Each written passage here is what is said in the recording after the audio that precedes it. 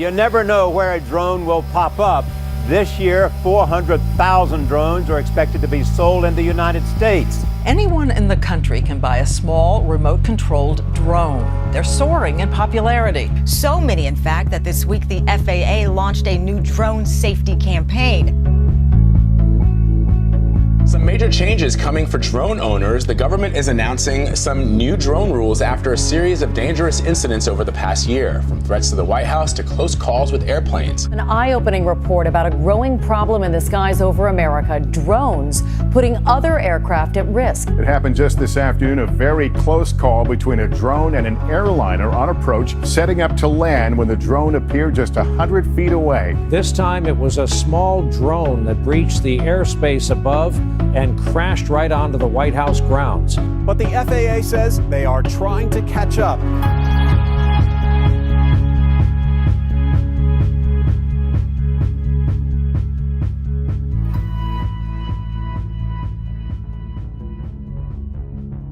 There's a lot of terminology being thrown out there, UAS, unmanned aerial system, drone. In the media, people are just referring to them as drones. It can mean anything, from a hobbyist to military or surveillance. There's a controversy out there, people are like, why are you guys calling it a drone? Just call it a multi-rotor or a small UAV or unmanned aerial vehicle. But the drone is what it's known for. I feel like what we use quadcopters or drones for is very different than what people think what they're being used for. In the beginning, drones were just RC airplanes. Back in World War I era, they were using it to do some shooting training. So they would have like RC airplanes so that gunners can actually practice how to shoot airplanes. Then it transformed into like more military stuff where the drone technology went into like missiles, and that's how we got, missile guided ICBM stuff. But then within just an early age, which was like, maybe like 5 years ago, hobbyists like myself started tinkering with doing our own stuff. I think with any new technology, we're going to go through a period as we are right now, trying to figure out what do we do with these and who should have them and what's safe and what's not safe. What concerns me about anyone being able to have it is there's no training associated with it. So there's a myriad of safety issues with even myself. Me going to a hobby store and buying one, I don't know, do I have vision problems? Do I have health problems? And now I'm operating this. Could I hurt someone? All right, so it's kind of backwards. So the hobbyists, they almost have no rules and regulations. They can just fly anywhere. They can't get prosecuted yet. But the more industrial, commercial, and actually like professional use, they're very highly regulated now. So they can't fly for profit if they don't have any FAA exemptions. Basically, you have to do this application that takes 9 months now to actually get. Unfortunately, those are the people that are using the drones for good, right? And they're the ones that need it to advance our industry. While the people that are doing it for fun and hobby, they're the ones that are not regulated. The FAA, Federal Aviation Administration, that's what they're trying to deal with right now. This topic has been on Capitol Hill. Congress is trying to deal with it. State, county, local municipalities, what legislation is appropriate?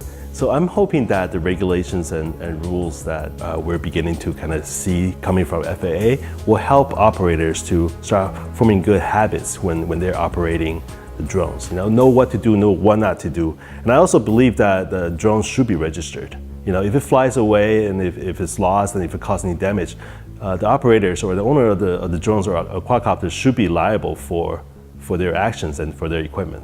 So one of the things required now for industrial or commercial use of drones, you have to have a pilot's license now, right? And then you have to send in all the information about the drone that you're using and what you're doing. The other problem is a pilot's license costs about $5,000 to $6,000. So a lot of these small companies that want to start their own drone business where they service, let's say, an electrical company or just even the simple stuff like billboard inspections, now they have to get a pilot's license. The people that are hired by the film industry operating these for filming movies, they actually are certified pilots. What comes with that, and the reason why they're using a pilot, they understand all the other safety requirements for operating anything in the airspace. When the first time when I set a drone up in the air, to be able to have that aerial view, see, oh, that's where I live. All of a sudden I just feel, oh, we're so small in some sense, in the grand scheme of what you see from a bird's eye view, it just kind of elevated my perspective. We're transforming the industry to not just being the hobby sector. There's a few companies out there like myself that are actually using it for more of good use, so agriculture, inspections, mining. There's so many things that we're doing out there that's beyond just filming cool stuff. Like any new technology or anything, people want to look at the negative or what ifs. I think in a positive light. So let's say we have a hiker lost in the Angeles National Forest. Maybe these drones can cover a lot more area and space very quickly and find that person. It's tough because it's so new. So they're still, defining what are the best uses for drones.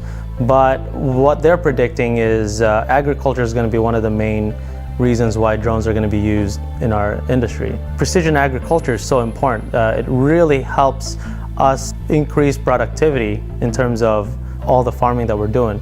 Most of the time, we just spray and pray pesticides, and we don't even know we're ingesting so much of this chemical. But if we had precision agriculture, we can actually detect what part of the farm really needs help. So it minimizes the use of pesticides if we can do that. The most dramatic experience or things I've done with the quadcopter, I think the most memorable one for me was we're in Congo, in Kikongo. Basically that's a rural area, it's jungle-like.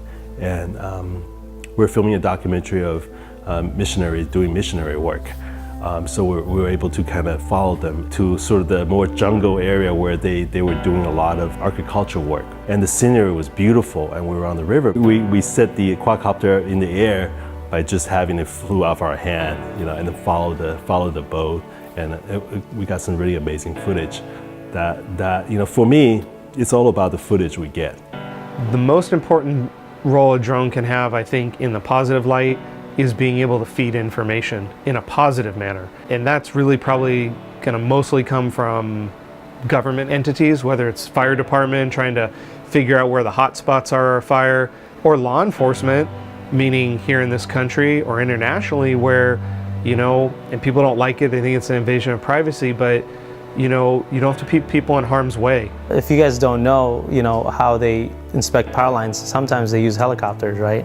So 4 months ago, one of our resellers, pilots, actually died because they're using a helicopter to inspect these power lines, and they didn't know there was a new power line on it, and the helicopter hit the power line, just dove down and killed 4 people. It's terrible. That happens all the time. And so what we're doing, being able to do the inspections without the human factor going up there, it is something that's like really incredible in the industry. The last time we did it was in Montana, so we checked with the park rangers and they signed it off. And also that comes with also certain limitations. So we could not use the drones to gather intelligence in terms of where the animals are at. We can only use it to acquire footage. We look at drones as a way to, just another piece of equipment that will help us get footage that we want. I'm hoping that with the help of quadcopters and the cameras that we'll be able to mount on the quadcopters, we can get excellent footage that help enhance the narratives that we're creating. Yes, that was a very quick response. They're here to stay. In what capacity, I don't know yet. Unfortunately, we are eventually going to have some type of tragic incident, and I think that's really going to set the tone for who's going to have these and who's going to operate them. I'm sure a lot of hobbyists, 99% probably are like really good with their drones, but there's always that 1% that's kind of just screwing it up for you, People really need to think about safety. They may think they're totally competent, they know how to fly this and wherever they're flying, they really think about where they're flying it.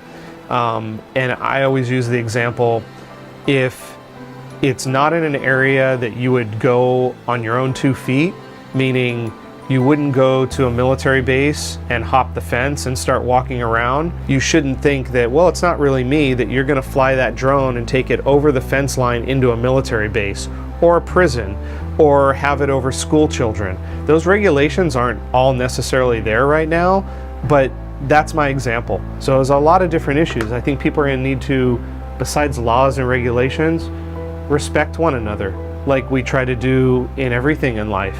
Have respect for one another. You can't write a law for every single thing. I think there needs to be some decorum and professionalism about people's own privacy. Look at organizations like the Model Aeronautic Association and try and research wherever they live, where is it safe and where can I operate it, and follow those safety guidelines the best they can. Drones are going to be mostly used for good, but unfortunately it's not going to be covered as much as we want it to be.